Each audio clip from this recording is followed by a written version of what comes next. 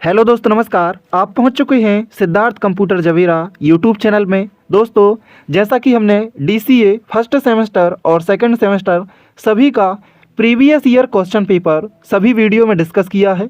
यह previous year का last question paper है और इसके बाद हम इम्पोर्टेंट क्वेश्चन पर चर्चा करेंगे। तो ये question December 2024 January 2025 IT trend का क्वेश्चन पेपर है। किस तरीके से क्वेश्चन पूछे गए थे एग्जाम में वो हम चर्चा कर लेते हैं। और दोस्तों ध्यान रखना, इस क्वेश्चन पेपर में लगभग 60% क्वेश्चन एग्जाम में आने के चांस हैं, तो इन क्वेश्चन को आप पढ़ जरूर लेना। ज़्यादा टाइम वेस्ट ना करते हुए हम क्वेश्चन पर चर्चा करेंगे। सबसे पहले आपको बता दें, यदि आप हमारे यूट्यूब चैनल पर पहुंचे हैं तो चैनल को सब्सक्राइब अवश्य कर लें और इंस्टाग्राम और फेसबुक पेज को फॉलो अवश्य करें।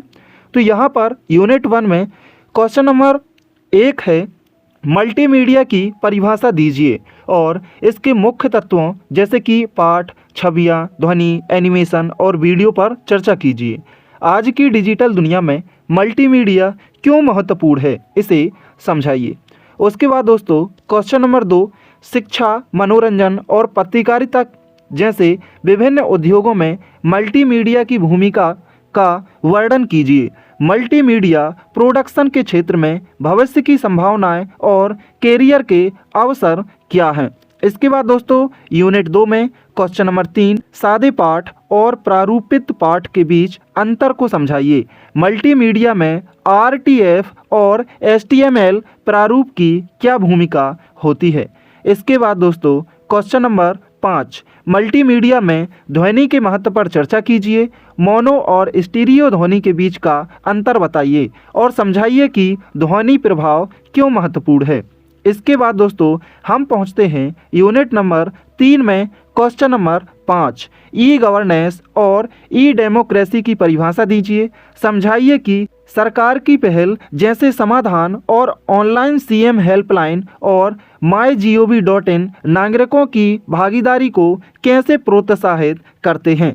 उसके बाद दोस्तों नेक्स्ट क्वेश्चन नंबर 6, साइबर अपराधों के प्रकारों का वर्णन कीजिए जैसे कि फिशिंग, हैकिंग और पहचान की चोरी। व्यक्ति इन ऑनलाइन खतरों से खुद को कैसे सुरक्षित रख सकते हैं। इसके बाद पहुंचते हैं दोस्तों यूनिट नंबर 4 में क्वेश्चन नंबर 7, ब्लूटूथ, वाईफाई और वाईमैक्स प्रौद्योगिकियों के बीच अंतर को समझाइए।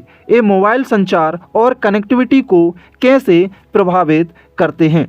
उसके बाद दोस्तों क्वेश्चन नंबर 8, 2G से 4G तक मोबाइल नेटवर्क प्रौद्योगिकी के विकास का वर्णन कीजिए। प्रत्येक पीढ़ी की मुख्य विशेषताएं क्या हैं और इन्होंने मोबाइल सेवाओं को कैसे बेहतर बनाया है।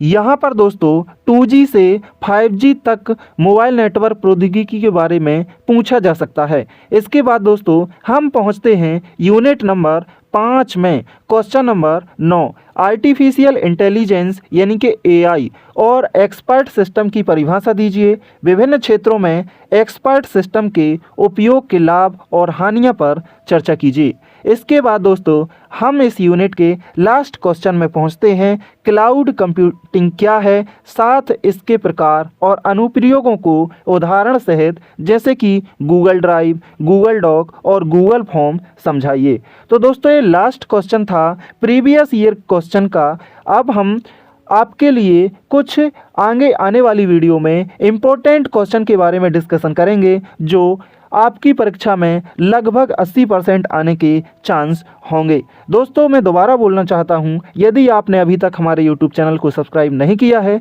तो सब्सक्राइब अवश्य कर लें। और सिद्धार्थ कंप्यूटर जवेरा में एडमिशन ओपन है। आप चाहें तो DCA, PGDCA या फिर private and other regular courses में एडमिशन ले सकते हैं। Thanks for watching video.